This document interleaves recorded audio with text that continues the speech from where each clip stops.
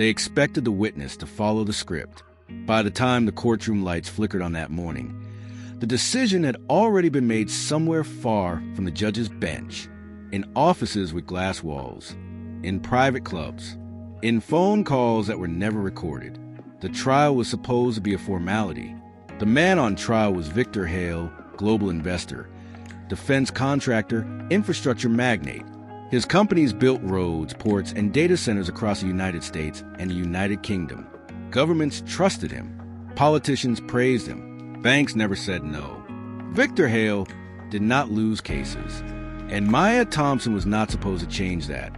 Maya was a senior records analyst at a federal infrastructure agency. She wasn't ambitious. She wasn't political. She liked clean data, clear timelines, and systems that worked the way they were designed to. She had built a quiet career by being reliable and invisible. That invisibility made her useful. The first warning sign came during a routine compliance audit, a billion-dollar public infrastructure project, jointly funded by U.S. and U.K. partners, flagged an inconsistency. The digital record for the original contract was missing, not corrupted, not partially damaged, gone. Maya assumed it was a system error. She checked redundant servers, archive backups, cold storage. Nothing. When she reported it, her manager waved it off. Legacy migration issues, he said, happens all the time. But 2 days later, the file returned.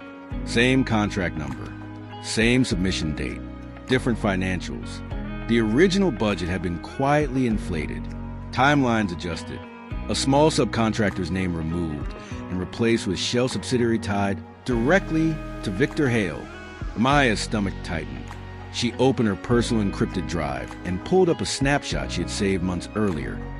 A routine habit she developed after years of watching data mysteriously change. The numbers didn't match.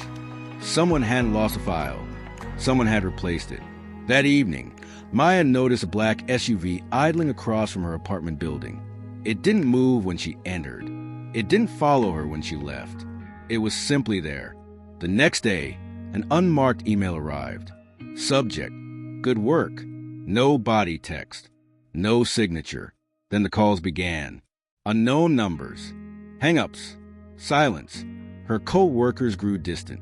Conversation stopped when she walked into the break room. Her manager began scheduling one-on-one meetings with no agenda, repeating the same phrase every time. Big project attract big interests. A week later, the subpoena arrived. Maya was called to testify as a records analyst in a federal fraud case involving the same infrastructure project. And Victor Hale, her manager, closed the door behind her. You'll verify the authenticity of the records, he said. That's all. They're altered, Maya replied. He leaned forward. You don't understand the consequences of being difficult. That night, Maya barely slept. She replayed every scenario, every possible outcome. She thought about her student loans, her mortgage, her health insurance, how easily a career could disappear. She also thought about the data. Facts didn't bend. The morning of the hearing, she found a padded envelope outside her door. Inside was cash, stacked neatly. A note rested on top. Do the right thing. The courtroom was cold and crowded.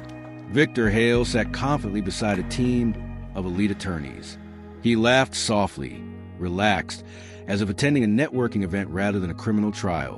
When Maya took the oath, he finally looked at her, not with anger, with expectation. The prosecutor asked routine questions. Background, job role, experience. Then the moment arrived. Can you confirm that the contract records submitted to this court are accurate and unaltered? Time slowed.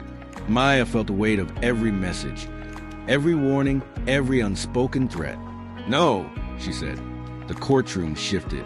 She continued, carefully explaining the missing file, the altered figures, the discrepancies between versions. She requested a forensic audit and referenced the existence of earlier snapshots. The defense erupted in objections. The judge called for order. Victor Hale's expression hardened. Maya stepped down and left without speaking to anyone. That night, her apartment door was forced open. Nothing was destroyed. Nothing was stolen, except her laptop. By morning, the narrative had flipped. Major outlets ran stories painting her as unstable, a disgruntled bureaucrat seeking attention. Social media accounts posted edited clips of her testimony, stripped of context. Her address was leaked. Her employer suspended her, pending investigation. 3 days later, she was charged. Falsifying federal records, perjury, obstruction. Victor Hale's trial was postponed indefinitely. Maya's moved at lightning speed. She sat alone in court as prosecutors portrayed her as reckless and dishonest. Without her laptop, her evidence was gone. At night, doubt crept in. But then someone noticed the timing. A freelance investigative journalist reviewing public transcripts flagged the imbalance.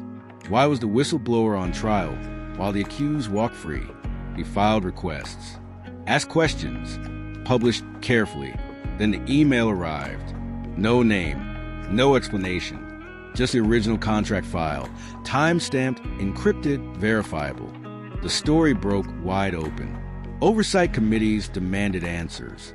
Independent auditors confirmed the manipulation. International partners froze funding. The case against Maya collapsed. The charges were dismissed quietly. No press conference. No apology. Weeks later, Victor Hale was rearrested, this time without protection. The verdict was swift. Guilty. As he was led away, he looked back once, less angry than stunned. Maya never returned to her job, but her story spread. Podcasts, documentaries, university lectures. She became proof that one refusal could disrupt an entire system. Because when she refused a lie in court, they made her the enemy. And by doing so, they revealed the truth. Do you think Maya did the right thing by saying the truth? Would you have done the same if you were in her shoes? Like and share this video. Share this video also to support truth. Subscribe to this channel if you believe in truth and justice. Drop your thoughts on this story in the comments. We will definitely read them.